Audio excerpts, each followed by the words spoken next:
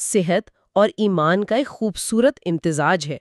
یہ تینوں چیزوں کو ایک ساتھ لے آتی ہے۔ یہ جملہ قدرت، صحت اور ایمان کا ملاپ، یہ تو جیسے ایک پورے پیغام کا خلاصہ ہے۔ قدرت یعنی شہد کا قدرتی ہونا، صحت اس کے فائدے، اور ایمان مذہبی حوالے۔ تحریر ان تینوں کو ایک دوسرے سے جوڑ رہی ہے۔ یہ ایک طاقتور بیانیہ بناتا ہے کہ جو چیز قدرتی ہے اور جس کی تائید ایمان سے ہو، وہ لازماً صحت کے لیے مفید ہوگی۔ اور آخر میں یہ پڑھنے والے کو ایک واضح ہدایت، آپ کہہ لیں عمل کی ترغیب دیتی ہے۔ کہا گیا ہے کہ سنت کے اس تحفے کو اپنائیں۔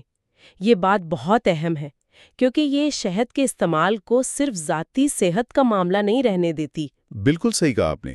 یہ آخری پیغام شہد کے استعمال کو ایک مذہبی عمل کا درجہ دے رہا ہے، سنت پر عمل کرنے کا درجہ۔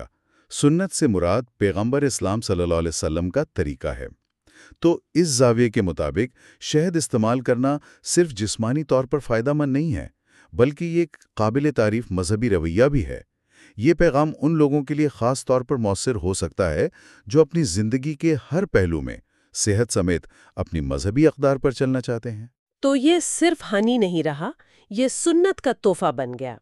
اس سے تو اس کی اہمیت اور استعمال کی وجہ بالکل مختلف سطح پر چلی جاتی ہے۔ یقیناً یہ اسے ایک عام کھانے پینے کی چیز سے اٹھا کر ایک مقدس روایت کا حصہ بنا دیتا ہے۔ اس طرح کی فریمنگ صارف کے فیصلے پر گہرا اثر ڈال سکتی ہے۔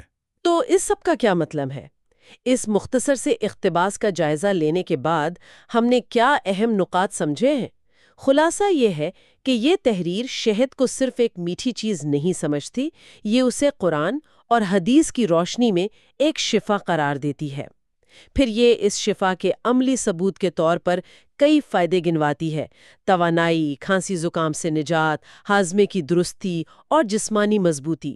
اور سب سے اہم بات، یہ اس کے استعمال کو سنت کا تحفہ کہہ کر ایک مذہبی عمل کے طور پر اپنانے کی پرزور ترغیب دیتی ہے۔ حتمی تجزیے میں یہ معلومات ہمیں دکھاتی ہیں کہ کس طرح ایک قدرتی پیداوار یعنی شہد کو صحت کے تصورات اور گہرے مذہبی عقائد قرآن، حدیث، سنت کے ساتھ مہارت سے جوڑا جا سکتا ہے۔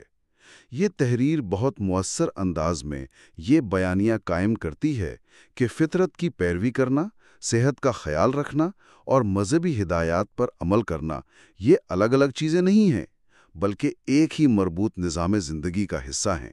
یہ ایک مخصوص ثقافتی اور مذہبی زاویہ نگاہ پیش کرتا ہے۔ یہ واقعی اس بات کی ایک مثال